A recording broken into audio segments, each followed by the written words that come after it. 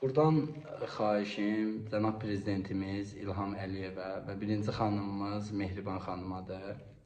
Mən Qasımov Kənan Rəşidoğlu 44 günlük Vətən müharibəsi iştirakçısıyam və təyinatıma uyğun olaraq düşmən tərəfindən atılan artilleriya atəşi nəticəsində sağ bədən nahiyəsinin sağ hissəsi iflicə meyillilik və qapalı kəllə beyin travması almışam. Beyindaxili funksiyanın kobud dərəcədə pozulması və bu çatışmamazlığı bilavasitə ictimaiyyət içində nümayiş etdirirəm.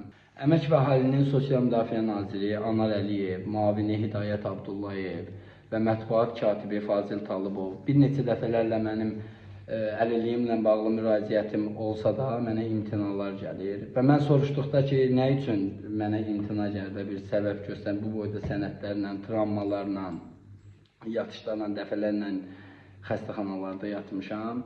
Və mənə cavab olaraq bildirirlər ki, mən sənə demişdim, get ordu sıralarına qoşul. Biz demişdik, get Erməniyə güllə at. Biz demişdik ki, erməni ilə döyüş. Mən də cavab olaraq bildirdim ki, yetər ki, vətən sağ olsun, ulu öndərin ruhu şad olsun. Onun uğurlu davamçısı Müzəffər Ali Baş Komandanın dəmir yumruğuna təkan verib, onun siyasətini dəstəkləyən, zəfər qazanan gənclərik. Və bu sözlərimdən sonra mənə deyirlər ki, o zaman get, cənab prezidentə de, 50-lik dərəcəni təyin etsin, 50-lik dərəcəni versin və 50-lik dərəcəni təmin olunsun. Cənab prezidentimiz, sizdən xahişim, bu işi öz öhdənizə götürəsiniz və mənə öz köməyinizə əsirgəməyəsiniz.